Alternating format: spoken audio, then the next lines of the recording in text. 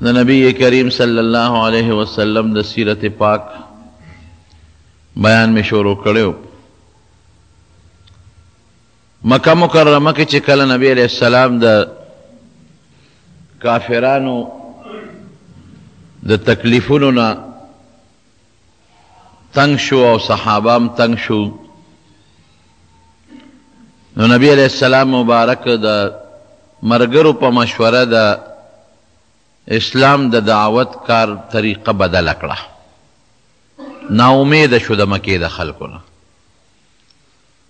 هر قسمه محنتو شو د مکې په خلکو خو خوند یې ونه کو. طریقه په دې بدل کړه چې زما او د مکې نه بار چې کم خلق دی، بار قبیلی دی، بار ملکون خارونه دی، هغې له به دعوت ورکم که خدای هغه مسلمانان کی. نو زید ابن حارثه رضی الله عنه ځان سره واغشته او طائف ته لاړ. طائف د مکې مکرمې نه لږ غوندې بار علاقه ده، یو لوی غر دی په منځ کې او دا غر نه پورې غاړه طائف دی، او دا په هغه وخت کې یو لوی ښار و لکه اوس یو لوی ښار دی. قرآن حکیم کې الله یو آیت کې دې ته اشاره کړې دی، لولا انزل هذا القرآن على اهل قريتين عظیم. د مکې کافرو به وي چې په دې علاقه کې خو دوه لوی کلي دي، لوی ښارونه دي، یو مکه ده او دا طائف دی، او په دې دواړو کې لوی لوی سرداران شته. نو یا به د طائف یو لوی سردار ته الله پیغمبري ورکړې وه، یا به د مکې سردار له ورکړې وه. نو قرآن شریف کې ورته لویه قریه ویلې شوې ده، لوی کلی، لوی ښار. او د مکې په نسبت طائف په هغه وخت کې بیا آباد و، ځکه مکه مکرمه خو دشت، بیابان او شګې کاڼي غرونه دي، کرونده پکې نه کېږي، فصل پکې نه زرغونېږي. او طائف کې هغه زمانه کې خیمې وې، باغونه و پکې، د انګورو باغونه و پکې، او دارنګې پکې هغه زمانه کې سبزیانې به کېدلې، او کم فصل چې عام خلک په ځمکو کې کري نو ښه فصلونه پکې کېدل، او اعلی قیمتي آب و هوا یې ښه مزیداره وه. موسم به پکې یخم و، مکه خو ګرمه ده، هغې کې ګرمي هم راځي په بعضې وختونو کې، او په بعضې وختونو کې پکې داسې یخني چې زمونږ د علاقې نه پکې یخني زیات دی. موسم اوبې اعلی دي مکه مکرمه کې، خو بغیر د زمزم نه نورې اوبه نشته، هغې کې باقاعده ښه اعلی چینی دي، اعلی اوبه دي پکې. او د هغې زمانې چې کوم لوی عرب به و، مالدار به و، نو مکه کې به یې خامخا ځان له منډۍ جوړه کړې وه. لکه اوس چې دا لوی تاجر پیشه دي، د دې علاقې اوسېدونکي دي، نو په کراچۍ کې چا ځان له ځای نه برابر کړي دي، په لاور کې، په اسلام آباد کې، پنډو کې، دې ښارونو کې دقه رنګې عرب چې کوم مالدار عرب به و، نو هغې ځان له په طائف کې باغونه جوړ کړي وو، طائف کې ځان له کورونه جوړ کړي وو، ځان له ځمکې اخیستې وې. نو طائف په هغه زمانه کې د تمدن او د تجارت او دارنګې د زراعت یو لوی ښار و. درې غټ غټ سردارانو د طائف. نو نبی علیہ السلام طریقه بدله کړه چې د مکې خلق خو بس مایوس شومته، زه ورته خیر ورکوم، د اسلام ته راغواړم، او دا ظالمان د هغې په مقابله کې ما سره دشمني کوي. نو زید ابن حارثه رضی الله عنه ځان سره واغېست او طائف ته لاړ. درې غټ سردارانو درې واړو له دعوت ته اسلام ورکړ. لیکن اتفاق ته ګوره، د حضور پاک خو دا خیال و چې که خدای دا مسلمانان کړل، دا کلي نه سیغه، د هغې سر به بیا د مکې په کافرو پرېوځي، وي به چې هغه سرداران او هغه خلک مسلمانان شو، راځه موږ به مسلمانان شو. لیکن هغې هم د نبي علیه السلام دعوت قبول نه کو، اسلام یې رانوړو. او بلکې د اسلام قبلول خو څه کې د حضور پاک شان کې ګستاخۍ شروع کړلې. او یو سردار ورته وایي چې بل څوک خدای نه مونتل، نو تیو مونتې یو پیغمبري دله درکړه، دا یو پیغور غوندې وله ورکړه. بل څوک نو، بل څوک چا بل ته خدای ته په دې ټوله دنیا کې بل څوک نه خوښېدل، نو ته ورته خوښ شوې. بل سردار ورته څه وایي، وی ښه مکه کې خو غټ غټ سردارانو، زمونږ کلي کې خو لوی لوی مالداران خلک شته، نو تا یتیم ته پیغمبري میلاو شو، دا غټ سرداران پاتې شو، موږ بس تا تابع کېږو. بل ورته څه وایي، وی زه خو دې نه پیغمبري نه منم، او ځکه ته په حق یې نو چې څه عذاب دې خوښوي نو ووایه خدای ته دې دا پیغورونه یې وله ورکړه. لیکن خدای پاک نبی کریم صلی الله علیه وسلم لا عجیبه شان ورکړی. ګوره چا کې چې دا زمونږ دا پښتانه خلک هم کوم لوښي کې چې څومره شی زیږي پکې ورچوي. یو بوجۍ ده او په هغې کې 1 من غنم زیږي نو 2 منه پکې نشي ځایولی، که 1.5 من هم پکې اچوي بوجۍ به شلېږي.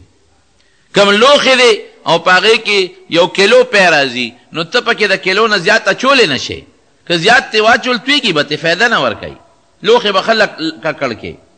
دا یو مثال مې دله درکړ. دقه رنګې پیغمبریم ده. پیغمبري یو ډېر لوی طاقت دی، یو ډېر لوی شان دی. پیغمبري یو د الله یو ډېر لوی نعمت دی. نو دا لوی نعمت لوی لوښې غواړي.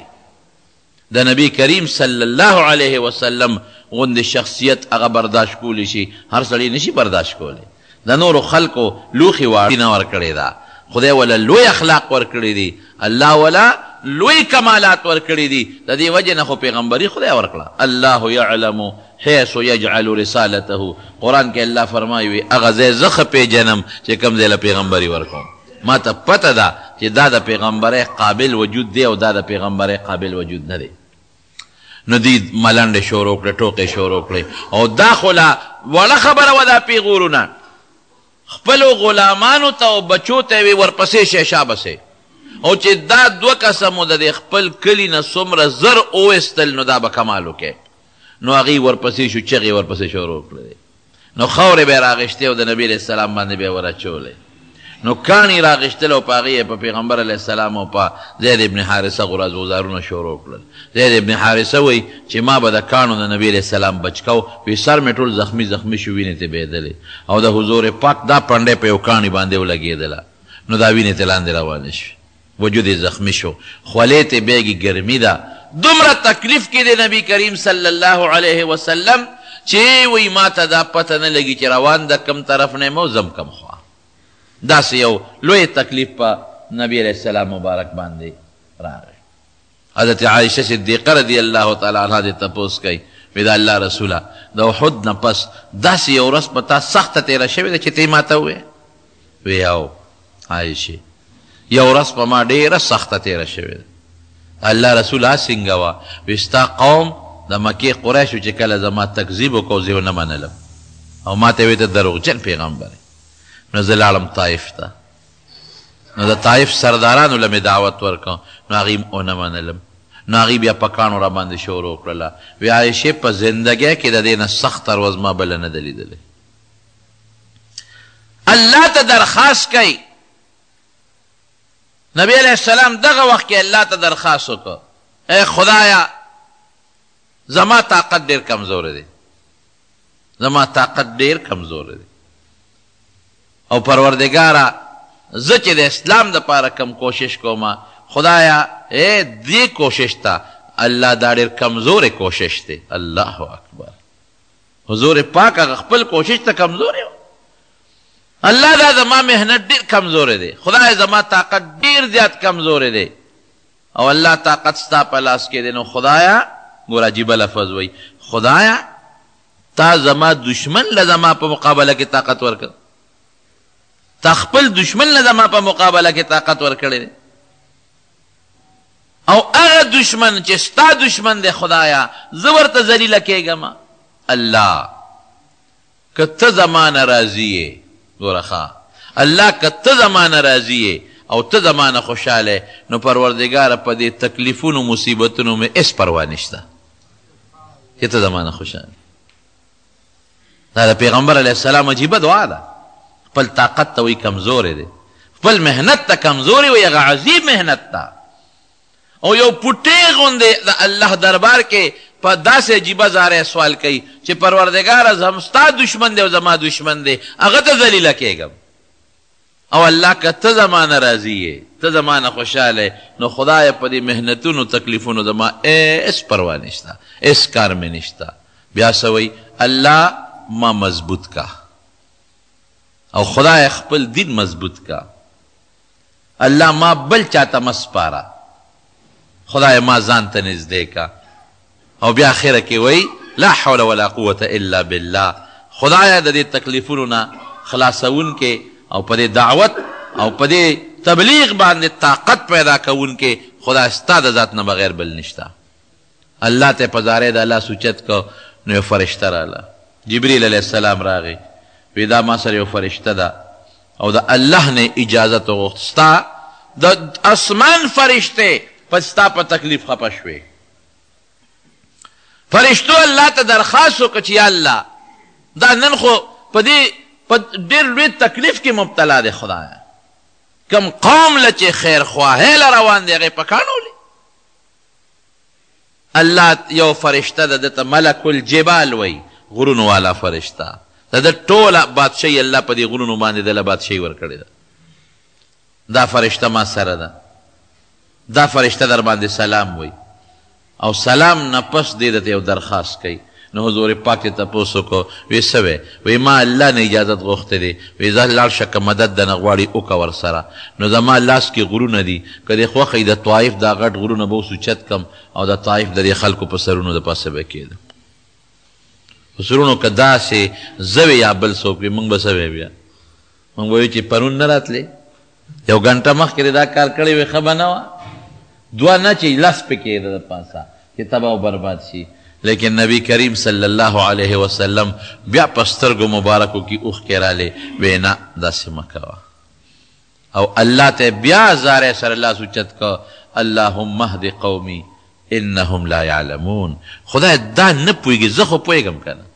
خدای زما دې قوم ته هدایت وکړي، دا نه پوهېږي. او بیا څه وایي؟ وی که دا په هدایت نشي فرشتې ته وی وی الله به د دې په اولاد کې هغه خلق پیدا کړي چې ما والا دین به قبول کړي. هېڅ فکر نشته دی. اللهم اهد قومي، خدایه زما دې قوم ته هدایت وکړه، انهم لا يعلمون، نه پوهېږي، ناپوهه دي، سره د عقل نه ناپوهه دي، دین ته توجه نه کوي، سوچ نه کوي. پیسه ته نه غواړم، بادشاهي ته نه غواړم، د دوی د فایدې خبره کوم ورته، کانو بوټو ته سجدې کوي، ناپوهه دي، عقل نه کار نه دي. کم پوهه چې خدای ورکړی ده، کم عقل ورکړی دی، نو هغې عقل نه کار نه اخلي. وی را روان یو یو باغ باندې رالو، په مکه کې دوه غټ سرداران دي، د یو سردار نوم دی او نبی علیه السلام ولې طایف ته لاړ؟ دا تاسو ته تیره جمعه ما ویلو چې د پیغمبر علیه السلام د غم کالو ابو طالب وفات شو، غټ ډاټ خو هغه و، او حضرت خدیجه رضی الله تعالی عنها وفات شوه، د پیغمبر علیه السلام لویه ډاډګیرنه وه. نو دلته کې د پیغمبر علیه السلام د کور دا دواړه طاقتونه لاړل ترېنه. نو حضور پاک دا سوچ وکړه چې زه راشه طایف ته ولاړ شو. تقریبا د شوال میاشت وه، د رکوټ اختر میاشت چې ورته وایي، او 10 هجري وه، دا 10 نبوت و، د پیغمبر 10 کال. نو چې واپس راتلل نو د مکې دوه غټ کافران دي، د یو نوم عتبه دی او د یو شیبه دی، د هغې یو باغ و باغ هغې باندې راتیر شو. هغوی چې نبی علیه السلام وکته چې په خاورو باندې جامې خیرنې دي، وجود نه وینې روانې دي او په تکلیف دی، نو که انسان دشمن هم دی خو بعضې وخت کې په انسان نه نرم شي. او د حضور پاک خو ورته معلوم و چې دا خو زمونږ د کلي دی، د مکې دی، یو ډېر ښه انسان دی، شریف انسان دی، رښتونی دی، نو ړی پې نرم شو. و غټ دشمنان ړی نرم شو. نو یو غلام یو عداس، د هغه نوم و عداس، هغه ته وی دا فلانکې خو نه دی؟ وی دی. یاره وی داسې معلومیږي لکه چې چا لوی تکلیف ورکړی دی او په ډېر لوی تکلیف کې روان دی، دی به تږي مې غریب او دی به وږي مې. نو عداسه داسې وکړه، ورشه یو څو غونچکه انګور روشو کوه مزېدار، او لوښي کې واچوه دا وله یوس. هغه یو څو غونچکه انګور روشو کول، لږې اوبې راواغېشتې او نبی کریم صلی الله علیه وسلم ته پیش کړلې. یو سوري ته نبی علیه السلام کېناست، بیا خدای ته لاس اوچت کړ، ای الله د بېکسو رب ته یې ګورې چې څوک بېسو کوي، هېڅوک یې نی، خدای د هغې مل دی. واقعي ګورې دا رښتیا خبره. هر څومره چې دنیا کې دی ظالم رونیسي او ظلم در سره ظالم کوي، د دې مظلوم آه او فریاد دا خدای لذي. زه کله کله هم شکر دی خدایه چې ته یې چې انسان تنګ شي نو چاته خو به فریاد کوي که نه بې د فریاده خو بل ځای نشته. ښځې ته فریاد کوي نو ښځه دې مدد نشي کولی، بچي ته فریاد کوي بچی دې مدد کولی نشي. نو د مدد دپاره به بیا مونږ کاڼو بوډو ته لاسونه اوچتول. شکر دی خدایه چې هغه ذات شته چې هر ځای زمونږ فریاد اوري، هر حالت کې زمونږ د تکلیفونو نه خبردار دی، هر وخت کې مونږ ته را رسیدي شي او زمونږ نه تکلیف لر کولی شي. دا مو په ایمان دی رونو ګورئ. ای د بې کسو ربه، ای د بې څوکو ربه، ای د مظلوم ربه، د مظلومانو ربه، خدایا زما مدد وکړه. چې انګور یې ورته راوړل او څنګه یې کېښودل نو نبي علیه السلام د هغې نه چې دانا غېشته نو لومبی وایي بسم الله الرحمن الرحیم. نو عداس پوه شو د عیسایي و، نه عداس عیسایي مریی و. هغه وی دا دې څه ووې تا څه ټکي ووې؟ هغه ته خو پته وه چې دا خو بسم الله خو د مکې خلک نه وایي او د الله په نوم خو دا مشرکان شروع نه کوي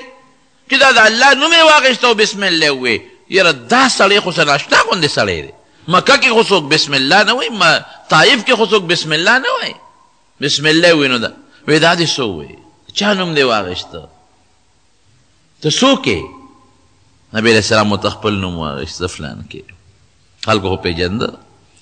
نبي علیه السلام دې تپوس وکړه د هغه عداس نه وایي ته څوک یې د کوم ځای یې؟ وی زه د نینوا علاقې ما نینوا او دلته غلام یم نو. نبي علیه السلام ورته وی ښه د یونس علیه السلام د کلي یې کوم ښار ته چې الله یونس علیه السلام لېږلی و تبلیغ دپاره دعوت دپاره د یونس علیه السلام د کلي یې. هغه عداس بیا حیران شو وی ته یونس څه پېژنې؟ تا ته څه پته ده؟ حضور پاک ورته وفرمایل هغه زما ورور و که هم د الله پیغمبر و او د قوم د هدایت دپاره الله لېږلی و او زم د الله پیغمبر یم او د دې قوم د هدایت دپاره الله را لېږلی چې دا څو خبرې د دې عداس د نبي علیه السلام سره وشوې هغه ته پته ولګېده. نو عداس ورپاسېده او د نبي علیه السلام تندې مبارک یې ښکل کړ او پیغمبر علیه السلام ته فورا وایي چې د الله رسوله ما ځان سره ملګري کا ته رښتونی پیغمبر دین دې رښتیا دی. وی اشهد ان لا اله الا الله و اشهد ان محمدا عبده ورسوله. مسلمان شو. هغه ځای نه عتبه شیبه ورته ګوري هغه یو ورور بل ورور ته وایي لالا. د لالا لفظ ګورې مونږ وایو ښه لالا یا کاکا وروره سړي باندې خواسرو شو مونږ لېږلی سلو او منځ کې سړی را بل طرف ته لاړ چې عداس واپس راغی وی دا تندی دې ولې ښکل کو؟ وی عتبه شیبه ای زما سردارانو زما دې د الله په ذات قسم چې دا رښتونی پیغمبر دی. ما ته پته ولګېدله او مې زه ملګری شوم او تاسو ته م وایم ای د مکې خلکو لوی نعمت خدای درکړی دی. لوی نعمت دې نعمت نه بل خوا مه ځئ دا قبول کړه دا نعمت. هغې ورته وی عداسه زوړ دین دی خو ګورې مه کوه مه کوه مه کوه. بیا د بدر جنگ وروسته جوړ شوی دی هغې له چې کافران کله تلل نو دا عتبه او شیبه هم د یک جنگ له روان شو. نو دا عداس راغی مینت یې ورته شروع کړو وی ای زما سردارانو که نور د مکې خلک ځي به تاسو مه ځئ. دی وی نه موږ ځو خامخا ځو ټول سرداران ځي موږ به پاتې کېږو. تاسو یقین وکړئ چې دې عداس د خپلو سردارانو له خپې ونیوې د خدای خاطر وکړئ مه ځئ د پیغمبر مقابلې له ځئ تاسو د خدای د پیغمبر او که زه مرګ وینم چې مرګ له ځئ ګورئ ای زما سردارانو ما ستاسو رزق خوړلی ستاسو جامه مې اغوستې ده ستاسو روزي مې خوړلې ده نو زه تاسو ته درخواست کوم په خپو درته لاسونه اکدم چې مهرباني وکړئ مه ځئ. ما زه ستاسو مرګ اینم که لاړی دنیا کې م ذلیله کېږئ او آخرت کې م ذلیله کېږئ هغه منې نه شو هم حقه لاړل او دغه عتبه او شیبه خدای پاک دواړه بیا په بدر کې مرداران کړل. نو چې هغه ځای نه هغه انګورو نه دانه دوی واغېستل نو نبي علیه السلام نیغ ورغې دغه عتبه او شیبه نه ورته کېناسته او د اسلام دعوت یې ورکړه. که خدای نبي علیه السلام په دې پوه شو چې ما له انګور راولېږل نو زه راشه دعوت د اسلام به ورکم، لیکن هغې ظالمانو رټ جواب ورکو، د پیغمبر علیه السلام هغه دعوت یې قبول نه. چې واپس راته نو په لاره کې یو ځای د نخله ورته وایي. دا ګورې د شپې م را روان دی او د ورځې م، ښه دا نه چې شپې به چا سره دمه کوي. په دې دشت و بیابان ځنګلونو کې شپه م تېرېږي او ورځ م تېرېږي. نو یو ځای د نخله ورته وایي، په هغه ځای کې نبي علیه السلام مونځ کو، د سار مونځ یې کو، نو قرآن شریف تلاوت یې پکې کو. نو پیریان خدای راوستل، پیریان د عراق د علاقې وو. دا پیریان به بر اسمان ته ختل، ګرځېدل به په اسمانونو کې. نو چې کله عیسی علیه السلام خدای پاک څلورم اسمان ته وخېجو، نو د دوی تلل د څلورم اسمان نه اخوا بند شو. نو چې کله نبی علیه السلام مبارک له خدای پاک وحی ورکړه او پیغمبري ورکړه، او د اسمان هم دوی بند شو، دوی بیا اسمان ته نه شو ختی. دې کې سرکشه تیز هر قسمه پیریان، لکه انسانانو کې بعضې تیز طاقتمنې، بعضې لږ کم طاقت والی. زمونږ د خلکو خو هغه طاقت نشته کوم چې د افریقې د دې ځنګلونو والا خلکو کم طاقت دی. د پیریانو د مشرانو د یو بل ته وو چې دا څه چل دی چې مونږ به نور کله اسمان ته ختو نو ډاډه به تلو، اوس چې مونږ اسمان ته ځو نو په مونږ شغلې راځي، دا هغه ځای نه شغلې را باندې راځي. تاسو چکر ولګوئ وګرځئ، معلومات واخلئ څه چل شوی دی. نو دا پیریان خواره دي، څوک یو خوا داسې ناشنا کار شوی دی، هر څه چې دي خو څه ناشنا کار شوی دی. او هغه زمانه کې چې انسانان څنګه کمو، دارنګې پیریان هم کمو، دا خو ورو نسل زیاتېږي. چکر ولګوئ، اضربوا مشارق الارض و مغاربها، او تاسو نظر وکړئ چې دا څه مسله پیښه ده. نو یو ډله دې مکې ته ګرځېده راګرځې معلومات کوي. چې معلومات کوي نو نبي علیه السلام د سار مانځه کې قرآن شریف لولي او دې پیریانو واورېده. ملګرو ته ویله که راشئ، دا چې مونږ څه واورېدل که نه، دا ټول د دې شکار دی، دا خبرې دي. بس رالل نبي علیه السلام نه قرآن واورېده او پیغمبر علیه السلام نه بیا څه تپوسونه وکړل، او نبي علیه السلام ورته ویل او زه د خدای پیغمبر یم او دا کتاب یې راکړی د هدایت دپاره. بس هغه پیریان خدای مسلمانان کړل. او بیا چې خپل وطن ته واپس لاړل نو خپل وطن کې خپل قوم له دعوت شروع کو. قرآن حکیم کې رب العالمین د هغې بیان کوي د هغه پیریانو متعلق، و اذ صرفنا الیک نفرا من الجن یستمعون القرآن. یو ډله مو درته راواړوله، انسانان نه مسلمانېږي، ودرېږي اوسو پیریان درته مسلمانو. هغې قرآن واورېده، فلما حضروه قالوا انصتوا، چې قرآن یې واورېد ملګرو ته چپ شئ لکه. فلما قضوا، چې پیغمبر علیه السلام هغه قرآن ختم که، ولوا الی قومهم منذرین، نو خپل قوم ته لاړل او بیا قوم د خدای د عذاب نه یرو، قوم ته مسلمانان شي. بل دی راځي انا سمعنا قرآنا عجبا، دې پیریانو خپل قوم ته وی مونږ یو قرآن واورېد او ناشنا کتاب دی، ناشنا شی دی، یهدی الی الرشد فآمنا به، هدایت طرف ته خلق بلی، خلق ورسمی په نیغه لار باندې، نو موږ په دې قرآن ایمان راوړو. خدای هغه د عراق د نصیبین علاقې چې کم پیریانو هغه رب العالمین مسلمانان کړل. پیریان لګیا شو، هغې خپل دعوت شروع کړو، د اسلام دعوت هلته روان شو، او دلته نبی کریم صلی الله علیه وسلم هم د اسلام دعوت شروع کړو. چې هغې مسلمانان شو، نبی علیه السلام لږ غوندې مخکې راغی. زید ابن حارثه ورته وایي د الله رسوله د خپل وطن د رواج نه نه خبر. وی زیده څه رواجه؟ وی چې زمونږ د وطن نه یو سړی لړ شي او هجرت وکړي نو بیا خو هغه وطن ته چې راځي خلک یې نه پرېږدي. نو وی بیا نو وی تا ته پته او یو ما ته پته ده، نو وی چې ته د چا په امان کې به اوس ور داخلېږي. اوس به د چا په امان کې یو ملک او یو مشر یو خان د هغه په امان کې به داخلېږو. نو په لاره ولې یو کافر مخې له ورغی، مطعم ابن عدي، د هغه هم پرې رحم راغی. نو نبی علیه السلام ورته دا ټوله قصه وکړه، د ایمان دعوت یې ورکړه. هغه خو ایمان قبول نه کړه، وی راځئ زما په امان کې داخل شئ. اته مخکې شو نبی علیه السلام، زید ابن حارثه ورپسې شو. نو په مکه کې په بیت الله خوا کې هغه اعلان وکړه، د د نبی علیہ السلام نوم یې واغشت وی دین د دو زما اگر چې جدا دي لیکن دله ما امن ورکړ دا ښه سړی دی رښتونی دی زمونږ د کونډو رونډو یتیمانانو خدمتونه یې کړي دي نو دا زما په امن کې دی که دته چا څه نقصان ورسو لکه چې ماته نقصان رسولي د یو موقع کې چې د بدر قیدیان کله گرفتار شو د دې مطعم ابن عدیز وی جبیر نومو جبیر ابن مطعم هغه په خپله د دې حدیث راوي دی او بخاري شریف کې دا حدیث دی نو نبی علیہ السلام او فرمایل یاره وی که مطعم ابن عدی جم دی وی که نه او نن یې ما نه د دې او یو کافرانو مطالبه کړې وي نو ما به اخذ د خیراتي پرېښي وو ځکه د هغه یو احسان زما په غاړه پروت دی خو افسوس چې هغه نشته راغی نبی کریم صلی الله علیه وسلم مکې ته نو کافرانو خپله طریقه بدله کړه هغې هم پوه شو چې دې خو زمونږ په مقابله کې بهر خلکو له دعوت ورکوي او نور خلک مسلمانوي ناغي ګوره چې څنګه نبی علیہ السلام لګیا دی محنت کوي دارنګې هغې هم محنت کوي ناغي خپل یو میټینګ کو خپل خلک یې کېنولو او دا فیصله وکړه چې لکه د بهر نه څومره میلمانه راځي نو تاسو به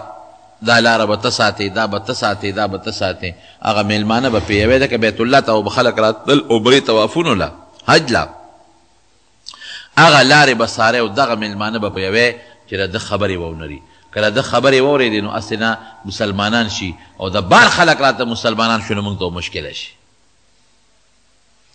نو د یمن یو قبیله د دوس ورته وایي د هغې یو سړی راغی طفیل ابن عمر طفیل یې نوم چې دې څنګه راغې مکې مکرمې ته نو د مکې د مشرکانو کافرانو ورته وایي چې مونږ کې یو هلک دی او ډېر زبردست جادوګر دی او د هغه خبرې ګورې واونرې او که هغه درته دوه درې ټکي خبرې وکړې نو داسې جادو به در باندې وکړي چې په کور کې دننه د پلار او زوی او د خاندان په منځ کې دشمنی جوړوي وی نه به کېنم ورسره وی نه کېناستلو خبره نه داسې نه هوا ده د اواز راوړي درته یو غوږ ته در دننه نه کړي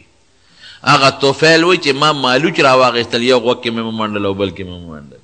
چې هسې نه چې د په لاره ځمه او د ده خبرې هوا زما غوږ ته دا داخلې نه کړي دته به یې ذوالقطنتین وی قطن مالوچو ته ویلې کېږي ذوالقطنتین د ده لقب مالوچو والا یو غوږونو کې مالوچ منډلي بیت الله نه تاوېدم چې هسې نه چې تاوا ده د خبرې رونړي یو ځل میړه کې سوچ وکړو چې زه څه پاګل او لیونی خو نه یم چې غوږونه مې د مالوچو ډک کړي دي لرې که دا مالوچه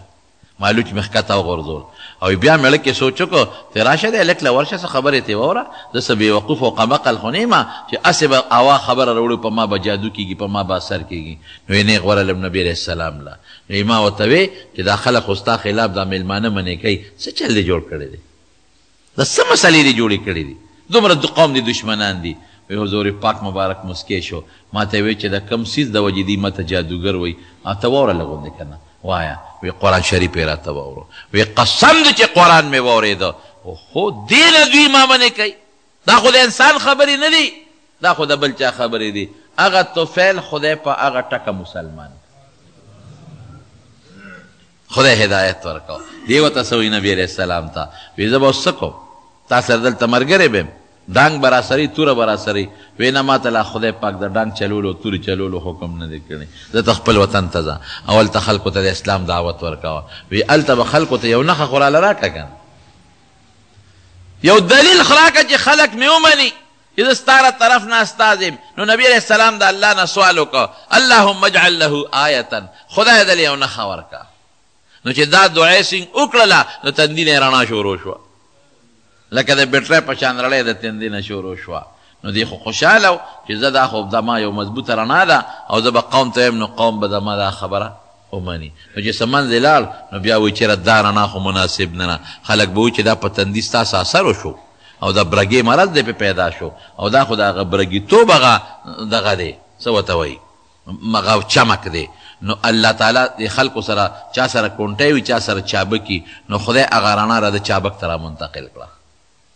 نو چابک به یې اړقو لکه د بیټرۍ غوندې رڼا به یې کول راغې قوم ته قوم ته دعوت ورکړو لیکن خپل د پلار نیکه دین پرېښودل څه اسانه خبره نه شپږ اووه کاله اته کاله د په خپل قوم کې تیر کړل خو ډېر کم خلک مسلمانان شو ډېر کم خلک نو یو ځل راغی نبي علیه السلام ته بیا د هغه وخت و چې نبي علیه السلام مدینې منورې ته هجرت کړی و اومه هجره کې دی نبي علیه السلام له راغی وی د الله رسوله زما قوم دوس ته خیره وکړه چې خدای پاکې هلاک کړي ځکه زما په کلونه وشو چې لګیم دعوت ورکوم او تا چې راله کومه نښه راکړې ده هم ورته ښکاره کوم او بیا هم زما قوم نه مسلمانېږي نو نبی علیه السلام بیا مسکی شو او لاس یې اوچت کړل وی اللهم اهد دوسا وأت بهم خدایه د قوم مسلمانان کا خیره ورته ونه کړه او خدای ټول دلته راوله زه وی ما ورته دعا وکړه خدای به د قوم مسلمان کړي ټول مدینې منورې ته رالل نبي کریم صلی الله علیه وسلم په لاس بیان کړل نو کافرانو به کوشش کوي چې د بار نه څوک رانشي او نبي علیه السلام سره ملګرو نشي او نبي علیه السلام دا محنت کو چې د مکې د خلکو په ځای باندې د بهر خلکو ته دعوت ورکو چې خدای د بار خلک مسلمانان د حج مقوا او دا سن 11 هجري و 11 نبوي و د نبوت 11 کال د مدینې منورې یو شپږ کسان ملګري راغلي وو حج ته شپږ کسانو او د مدینې له خلکو مدینه کې یهودیانو اوسېدل د مدینې د زوړ نوم یثرب و یثرب سره بیماری ته وایي چې څوک ګورل ناجوړه به او مدینه منوره کې صحابه کرام وایي چې موږ لومبې لاړو نو د مدینې په دې لښتو کې به دا بدبو وبهېدل او بیا مالګیجنې به ډېرې زیات دی بیا د نبي علیه السلام په دعا باندې خدای پاک د هغې د هغه مرض او بیماري لرې کړله او هغه اوبه وله خدای برابر کړی نو نبی علیه السلام له نوم بدل کړه نو مدینة النبي نوم یې وله کېښه د پیغمبر مبارک ښار نو اوس یې مدینه منوره نوم دی دې کې اصل دې کې یهودیان اوسېدل او دا چې کوم د مدینې خپل خلک ورته موږ وایو انصار دا د یمن نه راغلي یمن کې خلکو نافرماني وکړه نو یو لوی بند و د باراني اوبو یو ډیم و ډیم هغه بند خدای پاک راوشلو سیل العرب خدای راوشلو نو د یمن هغه ډیم چې کله وشلې د هغه اوبه او په دې غاړو باندې کم بوټي و باغونه هغه باغونه ټول شاړ شو باغونه لاړل هلاک شو او خلک یو خوا بل خوا لاړل خلکو هجرتونه شروع کړل نو یو دوه خاندانونه مدینې ته راغلل یو ته به اوس وی بل ته به خزرج وی د دوی خپل نوم ابن قیلاو دې دواړو قومونو دلته مدینه کې خپل رهایش اختیار کا نو د مدینې یهودیان خو پکې اوسېدل هغوی سره تعلقات به و غمخادي وه نو د مدینې یهودیانو به د آخر زمانې د پیغمبر خبرې کولې چې د آخر زمانې پیغمبر به راځي او دا صفت به وي دا صفت به وي دا صفت به وي لکه اوس چې موږ د عیسی علیه السلام بیان کوو چې عیسی علیه السلام به راځي یا مهدي به راځي یا موږ دا وایو چې یاجوج ماجوج به راځي یا دجال به راځي داسې قسمه خبرې به د مدینې یهودیانو کولې او چې دې انصارو سره دې اوس او خزرج سره به کله جګړه شوه نو وی به زمونږ هغه پیغمبر را روان دی ګورې وکانو من قبل یستفتحون علی الذین کفروا وی هغه پیغمبر را روان دی هغه سبب هغه به ډېر لوی غلبه به موږ به ملګري کېږو تاسو به بربادو نو دې د مدینې خلکو د یهودیانو نه د نبی علیه السلام مبارک صفتونه اورېدلي وو نو دا شپږ کسه چې د مدینې حج له رالل نو د مکې کافرانو خو زور لګاو چې د دې د چا سره خبرې ونه شي او د ده خبرې څوک ونري نو نبي علیه السلام هغه شپږ واړه راوستل مینا کې یو غونډی وه عقبه غونډی ته وایي اوس چې دا کوم ځای کې زمونږ دا پښتانه ورته غټ شیطان وایي جمره عقبه دې سره خوا کې یو غونډی وه هغه غونډی څه موده وه اوس یو 3-4 کاله شو چې سعودي حکومت هغه غونډی لر کړې ده یا ختمه کړې ده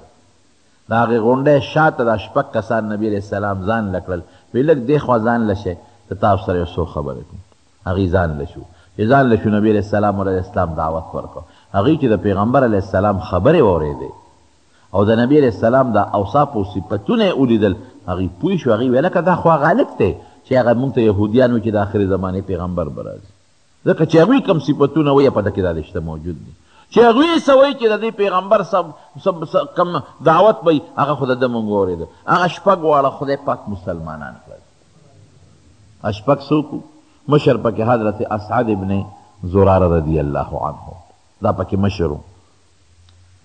او څه نومونه درته نورم به اسعد ابن زراره رضی الله عنه دی او عوف ابن حارث رضی الله عنه رافع ابن مالک رضی الله عنه قطبه ابن عامر رضی الله عنه عقبه ابن عامر رضی الله عنه او حضرت جابر ابن عبدالله مشهور صحابی دی رضی الله عنه دا شپږ کسان خدای پاک مسلمانان شو چې مسلمانان شو نبی علیہ السلام ته په مکه کې د ما دشمنان ډیر زیات دي او تاسو زه په خپل وطن کې خلکو ته اسلام دعوت ورکړي دوی لاړل نو دوی اسلام دعوت شروع کو یو څو کسان خدای نور مسلمانان کړل نو آینده کال په 12 د نبی علیہ السلام د نبوت دوی ځان سره شپږ دیو اوه کسان ځان سره نور راوستل او دا هغې غونډۍ شاته نبی علیہ السلام ورسره دا نیټه کړې وه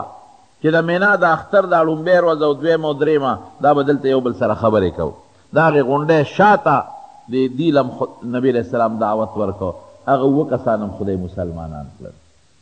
نو پیغمبر علیہ السلام نه دې مطالبه وکړه وی صاحب زمونږ خلک ډېر ښه مسلمانېږي خو که مونږ لم یو قاري راکړه چې مونږ سره لاړ شي یو عالم یو مولانا صاحب چې مونږ ورته وایو یو عالم هم راله راکړه نو نبی کریم صلی الله علیه وسلم ورسره دوه صحابه ولیږل یو په سترګو نابینا دی عبدالله ابن ام مکتوم رضی الله عنه یو هغه ورسره ولیږه او یو ورسره حضرت مصعب ابن عمیر رضی الله عنه ولیږه وی زه دا دواړه به د سره او دوی چېرته کېنوی او دوی به د قرآن تعلیم خلکو له ورکوي او دا درس د قرآن یو مدرسه وله جوړه دا دواړه یې ځان سره بوتلل ګوره وروڼو یو په سترګو ړوند دی ړوند عبدالله ابن ام مکتوم نابینا دی لیکن خدای ته څونه ګران دی مدینه منوره کې د اسلام دعوت د شروع کو د پیغمبر علیه السلام په حکم یو ځل نبی علیه السلام په مکه کې د مکې مشرکانو دعوت ورکاو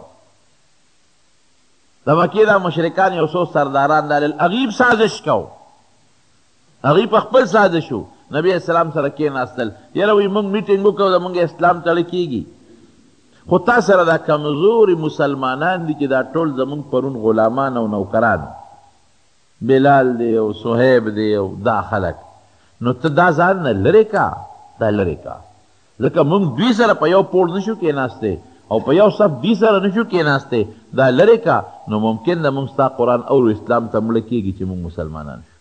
هدي مطلب دا چې مونږ خاصم اسلام نه راوړو خو چې دا خپل خو دې پردي کوي که نه حضور پاک وی نه اسلام کې خو بیا مالدار او غریب یو شی دی په یو سب پکې نه وی ښه چې هغوی پوه شو چې داسې نه کېږي نو بیا ورته څه وایي وی ښه یو ورځ دوی له مقرر که یو ورځ مونږ له مقرر که نو کېدای شي مونږ ستا قرآن وورو او مونږ مسلمانان شو نو نبی علیہ السلام دې طرف ته لږ میلان پیدا شو چې زه خیر دی یو ورځ به د دوی له ورکم چې دوی زما د غریبانانو ملګرو سره په یو ځای نه کښېني یو ورځ به دوی له ورکم یو ورځ د خپلو زړو ملګرو له که خدای مسلمانان کړ بیا به زما د غریبانانو سره یو ځای ناست دي دا خبرې کولې چې د عبدالله ابن ام مکتوم دا نابینا صحابي را روان دي دې خو نظر یې نه لګي چې څنګه راغی پیغمبر علیه السلام ته مخامخ ودرېده او نبی علیه السلام ته یې د الله رسوله علمني مما علمک الله تا ته چې خدای ښودلي دي ما ته مخایه ما ته څه وښایه نو نبی علیه السلام مبارک دې ځای کې یو پوټې تندې مبارک درون شو او کافر مو قوم ته وګوره که نه وایي موږ دا خلک یادو چې دې سره یو ځای نه کښېنو دا وګوره د مجلس په ادب نه پوهېږي زموږ سره خبرې کوي او دې راغی زموږ خبرې کټ کړې موږ ځان نه مجلس کوو زموږ مجلس یې خراب کړ نو حضور پاک په دې نابینا صحابي لږ یو پوټې غمجن شو چې دې وخت کې ته څه له راځې د خدای بنده هلته کښېنه دې سره زه فارغ شمه دا کافران دي دعوت ورکوم که خدای مسلمانان کړي دې وخت کې ته ولې رالې فورا قرآن شریف کې الله آیت نازل کو پیغمبر علیه السلام یې ملامته کړ عبس وتولا ان جاءه الاعمى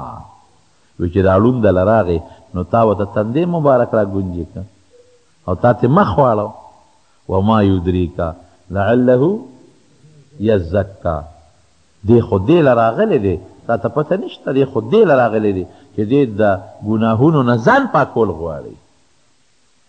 ورپسې څنګه دی او یذکر فتنفعه الذکرا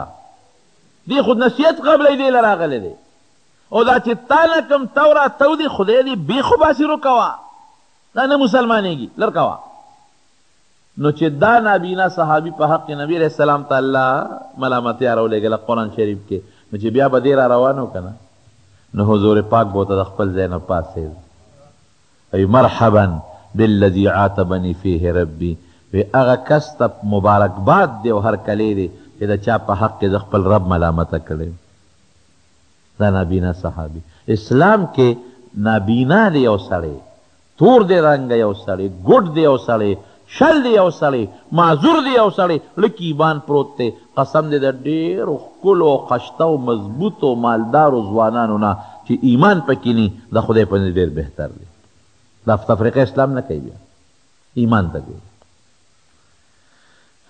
او دا دویم چې د مصعب ابن عمیر چې دی ورسره ولېږه، د ده د مکې عجیبه زندګي وه. د مکې داسې زندګي وه چې ده به کم از کم د 200 درهم روپۍ خو ډېر ورکوټه شی دی جامه اغوستله، او چې یو جوړه به یو ځل واچوله دوباره به بیا نه چوله، نو مالدار.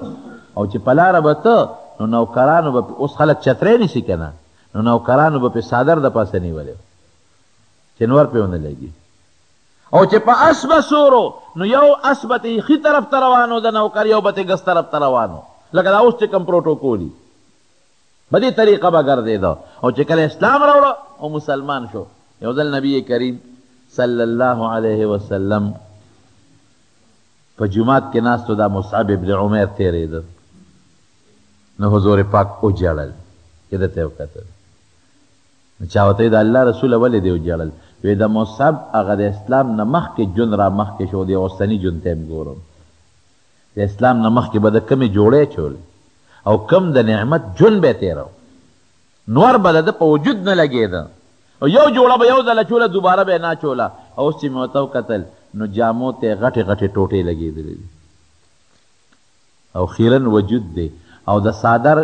یو د لنګ یو پلو په ځمکه راښکېږي او بل اوچت دی، پروا یې نشته. دا مصعب ابن عمیر دی ورسره ولېږه. او زما وروڼو دا مصعب ابن عمیر چې بیا کوم دی،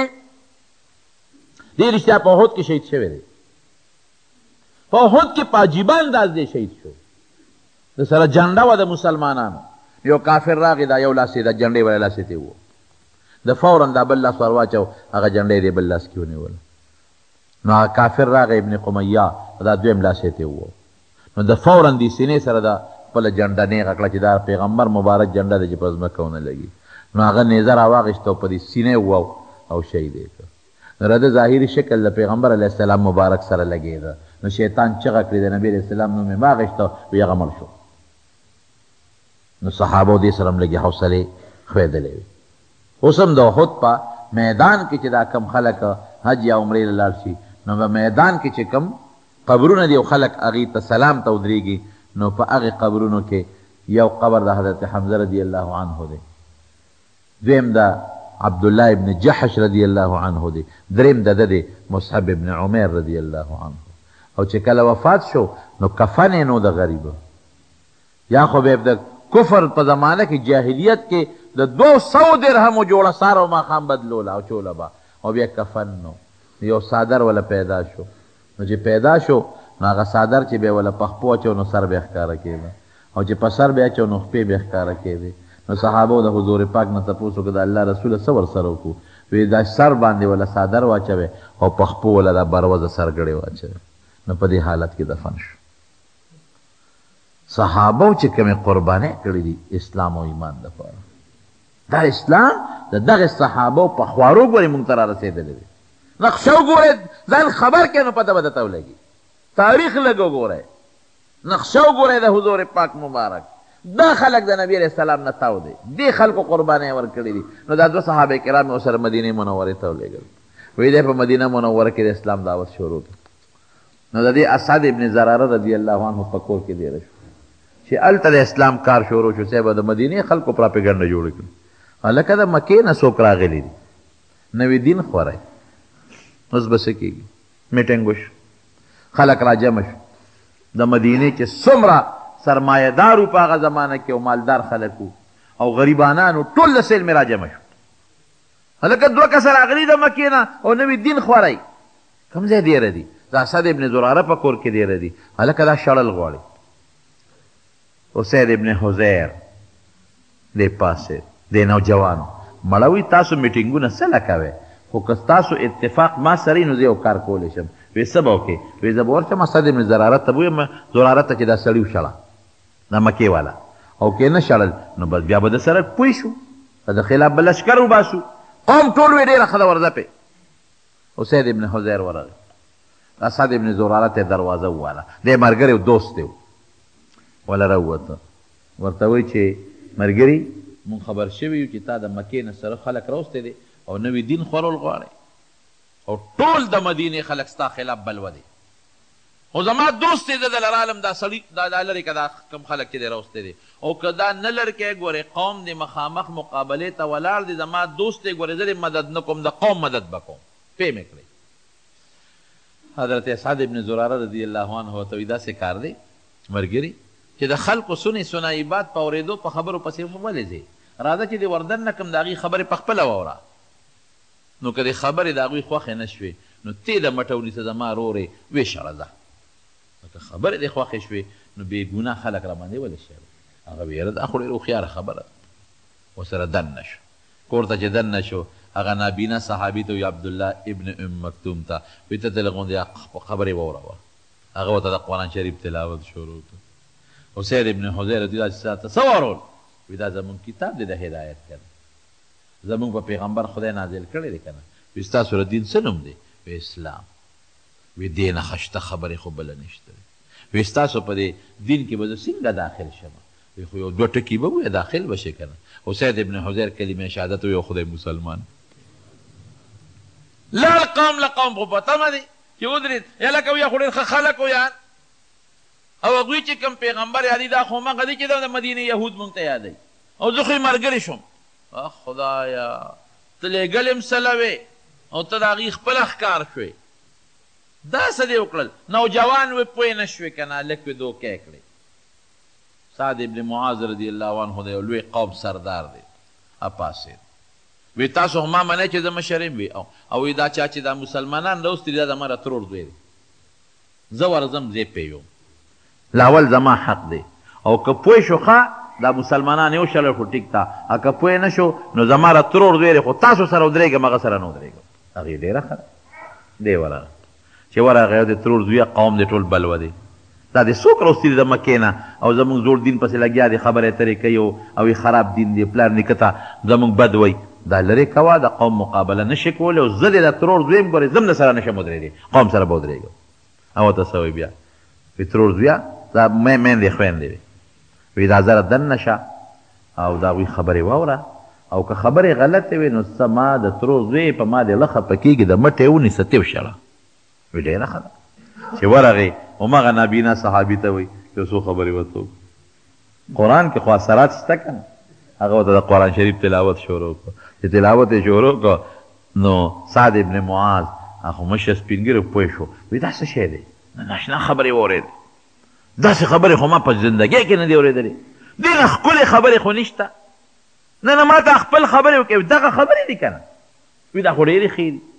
ستاسو دین څه دی زموږ اسلام دین دی که نه زموږ د پیغمبر دا نوم دی که نه نو د یهودو نه خو دي د آخرې زمانې د پیغمبر صفتونه هر څه اورېدل وایي ښه وایي دین کې به څنګه داخلېږو تاسو سره څنګه به ملګری کېږم هغه کلمه شهادت یې ورته تېره کړه هغه هم خدای مسلمان چې مسلمان شو لاړ قوم اوس ناست دی لوی میټینګ دی چې دې څنګه ورغې اوس قوم ته وایي قومه یو خبره درته کوم زه څنګه سړی یم وایي ته زموږ مشر یې وایي نه زه روغ یم که لیونی نه نه ستا عمره هوښیار زموږ مشر یم ته مشر لیونی وي څه وایي که زه یو خبره وکړم زما ملګرتیا به وکړې خبره پې کلکوي د هغې خو دا مطلب و چې دی به وایي چې راځئ چې پې ورځو نن سبا خو دې ته خلک خوشحالېږي راځئ چې پې ورځو وایي صاحب ته مخکې کېږه ته به مخکې مونږ به در پسې یو او شتاق یقین په خدای وکړه چې ته اډر کوه وی بلکل چې زه څه ویم منې را سره وی ښه د هغې خلکو خبرې ما واورېدې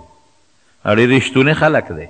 رښتیا دینې دی او دا کم پیغمبر چې دی دا همغه دی چې یهودیان د آخر زمانې پیغمبر یادوي او زه یې ملګری شوم او تاسو ته هم ویم چې اسلام راوړی ملګري شئ په هغه مجلس کې چې څومره په سوونو خلک ناست وو په یو ژبه خدای ټول مسلمانان کړل دغې مدرسې برکت ټوټېری مدرسه زه کله کله هم خلک وایي مدرسو څه کړي دي د مدرسو څه کردار دی مې ستا د ایمان دا د مدرسې برکت دی دی که نه دی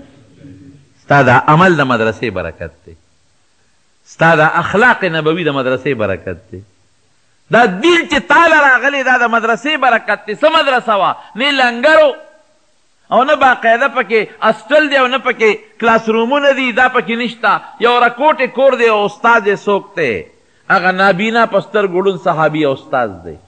او د قرآن شریف دعوت ورکوي د قرآن تعلیم ورکوي هغه خو ټول عربو صرف او نحوې ته ضرورت نو دې فنونو ته قرآن ښیي ورته په معنا پوهېدل د قرآن شریف اسان علم و اسان د هغې پوټینۍ مدرسې برکت ته ګوره مدینه کې خدای د هغه پوټینۍ مدرسې د برکت نه اسلام خو ګڼ کسان مسلمانان شو مدینې فضا بالکل بدله شوه نو په سن 13 نبوي باندې 1500 کسان د مدینې نه حج له راتلل نو 73 کسان هغه مصعب ابن عمیر هم ورسره شو دا حج لرال خو پټ نور چاته غږ نه کو چې د مکې خلک خو انتشار جوړ نه کي نو د هغې غونډۍ شاته نبي اسلام له اطلاع ورکړه چې د مدینې خلک راغلی دي او ته راشه د هغې غونډۍ شاته نبي علیه السلام ورله دعوت ورکړه هغه هم خدای مسلمانان کړل نو هغې دغه وخت کې پیغمبر علیه السلام له د هجرت دعوت ورکړه وی موږ سره مدینې ته لاړ شه دلته خو تا باندې لوی تکلیف تېرېږي په ملګرو د لوی تکلیف تېرېږي او مدینه کې الحمدلله کور په کور د اسلام جنډه ولاړه ده هر کور کې یو دو مسلمانان دي او قومونه مسلمانان دي هیڅ دشمن پکې نشته او که څوک دشمن شته نو مسلمان دومره دی چې غږ نشي کولی دشمن مقابله نشي کولی مسلمان مضبوط دی نو ته مهرباني وکړه موږ سره مدینې ته هجرت وکړه حضرت عباس دغه وخت کې دله نه خو دې پوه خو د خولې لا اسلام یې نو قبول کړی د هغه خوروارو ای د مدینې خلکه وی تاسو دې موږ نه مدینې ته بوځئ وی ګورې دلته ټیک ته چې دی کمزورې دی خو قوم یې مضبوط دی څوک د غږ نشي کولی او که تاسو دې مدینې ته بوته او ده ته چا تکلیف ورسو نو ګورې تپوس پې ستاسو ره 3 کسانو نه کوم ځان خبر کې هغې ورته وی ته مهرباني وکړه دې موږ له راکړه خدای شته کړه د خپې ته څوک ازغیم را نږدې کړي ته مکه نه ده موږ یې مدینې ته بوځو ته دې موږ له را نو نبي علیه السلام ورسره دغه وکړو خبره مضبوطه کړه وی ډېره ښه ده بیعت عقبه اوله او ثانیه او ثالثه نو پیغمبر علیه السلام وی زه به اول ملګري درولېږم زه به موقع ګورم د الله د حکم تابعداري به کوم او چې کله ماته الله حکم وکړه زه به در روانېږم نو دې نه پس نبي علیه السلام مبارک صحابه مدینې ته لېږل شروع کړل هو الذي ارسل رسوله بالهدى ودين الحق الله فرمای الله غزاد ته چې خپل پیغمبر یې راولېږه په هدایت باندې او په رښتونې دین لیظهره علی الدین کله چې نبی علیہ السلام په برکت او په ذریعه به الله دا اسلام په ټولو دینونو غالب کوي او چې څومره دینونه دي دا به ټول د اسلام خپله راځي اسلام به اوچتېږي نو خدای پاک د اسلام جنډه اوچته کړه څه نورو حالات پاتې دي انشاءالله هغه به درته په آینده جمعه کې بیان کړم رب العالمین کم اسلام چې د دواړو جهانو سردار مبارک مونږ ته را رسولی دی خدای زمونږ په سینو کې زمونږ په وجود کې خدای هغه اسلام راولې د هغې اسلام اطاعت او تابعداري زمونږ نصیبه کې او الله زمونږ په وطن کې د اسلام او د قرآن نظام راولې اله العالمین ته زمونږ زړونه په قرآن او په اسلام باندې روښانه کې زمونږ وطن په قرآن او په اسلام باندې روښانه کې زمونږ بچي په قرآن او په اسلام باندې روښانه کې او اسلام سره د زړه مینه پیدا کې خدای اسلام او ایمان باندې زمونږ ژوند او زمونږ مرګ نصیب کې د نبی علیہ السلام تابعدار هم جوړ کې الله که څوک مریضان دي ته ول شفا ورکې بعضې دوستانو سار ماته څه ټلیفونونه کړي بیماران دي الله دې ول شفا ورکې او دې مجلس کې هم زمونږ بعضې ملګري بیماران دي الله ټول له شفا ورکې بعضې قرضداران دي الله ته د حلال او فراخ رزق نصیب کې بعضې دوستان د هغې ته څه پریشانۍ مشکلات دي هغه ول الله په خیر او په خوشحالۍ بدل کې د ټینشنونو او پریشانونو هم په حفاظت کې وساتې خدای د خیر او د برکت ژوند هم نصیب کې د مخلوق د شر نه مو ساتې د فتنو نه مو ساتې خدای د کبر نه مو ساتې خدای د فساد جدول نه مو ساتې بچیم د لوفرو نه وساتې او صالحانې کې او موږ د روحاني جسماني هر قسم مرضونو نه وساتې خدای که د چا یو بل سره رواني دشمنۍ طرفګنۍ وي هغه ول په روغو باندې بدله کې بغضونه حسدونه د مسلمانانو خدای په محبت باندې بدل کې د چا د زړه حاجتونه څه وي خدای هغه حاجتونه د جمعې مبارکه ورځ زمونږ پوره کې خدای زموږ حاجتونه پوره کړي، زموږ پریشانۍ لرې کړي او موږ له خوشحاله ژوند راکړي. د چا اولاد نشته خدای نارینه اولاد وله ورکړي، د چا بچي نشته الله نارینه بچي وله ورکړي، او چاته څه پریشانۍ دي تکالیف دي هغه له په خوشحالو بدل کړي. او زموږ دا ورور دی نیاز علي صاحب د دم یو حاجت دعا ورته وکړي چې خدای والا هغه حاجت پوره کړي. او زموږ د جومات کې چا خدمت کړی دی یا پکې کوي الله ته والا د دواړو جهانو اجر ورکړي. او زموږ د جومات کې دا باقي چې کم کار پاتې دی دې ته هم دعا وکړي چې الله په خیر تکمیل ته ورسولې کړي. اخر وخت کې م الله په خولې دا کلمه نصیب کړي چې لا اله الا الله محمد رسول الله. هر دپاره دعا ده بی کاروبار مې بندې الله دې ولا کاروبار آزاد کړي، خدای دې ولا فراخه روزي ورکړي. څوک داسې ګانې مانې اوري یا د ګناه مجلس کې ناست دي نو د شریعت په رڼا کې په هغه سلام اچول بیا منع دي. ختم پشم شیریني مټۍ تقسیمولو فتاوی رشیدیه لیکلي دي چې دا حرام او بدعت دی. دا څنګه خبره ده؟ نو داسې تخصیص یې ښه نه دی چې خامخا د سړی په ختم کې شیریني تقسیم کړي یا مټۍ دې تقسیم کړي او دا د شریعت یو حکم وګڼي. د شریعت یو حکم دی نه ګڼي. او هسې که یو سړی د ختم کې خیرات کوي یا صدقه کوي نو د خیرات او صدقه هر وخت کې او په هر ځای کې جایز ده. خو دې دا بدعت دا معنا ده چې دا د شریعت یو حکم نه ګڼي چې نبی علیہ السلام ختم کړی دی او شیریني تقسیم کړی ده، یا صحابو ختم کړی دی او شیریني تقسیم کړی ده، یا د دین یو حکم دی نو زه په د هغې حکم پر رڼا کې شیریني تقسیموم. زما په خیال زموږ خلک چې تقسیموي دغه به نیت نی. هغوی وي زه خو یو ښه مجلس دی او یو ختم پکې وشو نو د خیرات به د خلکو له به خیرات ورکو او ثواب به مو شي، نو دغه نیت باندې بیا خیر دی. ټوپۍ په مانځه کې په سرول ښه خو دا چې سړی پټکې په سر کړي، پټکې نه ټوپۍ دې په سر کړي. او که ټوپۍ یو سړي نی په سر کړې نو مونځ پکې کېږي، دا نه چې مونځ نه کېږي. خو ادب دا دی، ګوره تاسو خو د مونځ د آدابو خبره ده که نو ادب دا دی چې سړی دې په ښکلي شکل کې الله ته ودرېږي، ټوپۍ په سر کړي یا پټکې په سر کړي او په ښکلي شکل کې دې ودرېږي. ټوپۍ نه سر په سرولو کې څه ګناه نشته. او حجامت کول چې دي نو دا خو یقیني خبره ده چې خفه کېږئ مه، ګیره خریل ګناه ده، ګناه کبیره ده. بلکې ګیره خریل یوه ګناه نه ده، دا ډېر ګناهونه دي. ما دا خبره په نیک نیتۍ دا ملګري تپوس کړی دی، په نیک نیتۍ راته وایم، د ستاسو سره د مینې په بنیاد درته وایم. ګیره خریل خو یو حرام دي نمبر 1. دویم دا ده چې په حرامو پیسې ورکول دي. یا به په نی باندې خری او یا به په بلیډ باندې خری، نو په دواړو دنه پیسې دي، نو په ګناه دنه پیسې هم لاړې. دا دویمه شوه. دریم دا دی چې دا ګناه د خلکو مخکې ښکاره کړې، بعضې ګناه خلک پټه کړي دا ته ښکاره کړې، دا دریم نمبر ګناه شوه. څلورمه دا ده چې بعضې ګناه خلک یو ځل کوي دا ته همیشه کوي. څلور شو. پنځمه ګناه څه ده؟ پنځمه ګناه دا ده چې تا ته د خریلې مخ ښکلې ښکاري، حالانکه دا د پیغمبر د ګیره ښکلې شکل خدای خپل پیغمبر له خوښ کړی دی، دا خریلې مخ ته ښکلې ښکاري. او شپږمه ګناه څه ده؟ د دې ګیرې د دې خریلو مقابله کې چې کومه ګیره ده هغه ته سپکه ښکاري. نو د غټو شپږو ګناهونو مجموعه شوه. نو زما خو تاسو سره محبت دی او ستاسو ما سره مینه ده، ځکه چې ډېر خپل جوماتونه پرېږدئ او دلته راځئ. نو زه درته دا درخواست کوم چې چا هم ګیره نی نو د نن نه نیت وکړئ او پرېږدئ. د پیغمبر سنت دی. قسم دی د ژوند او د مرګ هېڅ پته نه لګي چې سا ده نووته او ګیره دې خریلي نو د رسول الله مبارک مخکې به بیا د ولاړې نه شرمېږي او قبر کې به د نه تپوس کېږي نو بیا به ډېر بې حیا پروت دی. نو د بې حیایۍ نه د خدای وساته به درته دعا کوم او د نن نه نیت وکوئ بې ګیرې لم ښځې خلک ورکوي. ښه نه چې ګیرې والا لم خلک ښځې ورکوي او ګیرې والا هم په دې وطن کې خلک د وطن نه څوک شړي نه چې ګنې د وطن نه ځه ولې ستا ګیره ده. نه نه نه، دا د پیغمبر سنت دی او خدای دې تاسو د ټولو توفیق نصیب وګرځولي.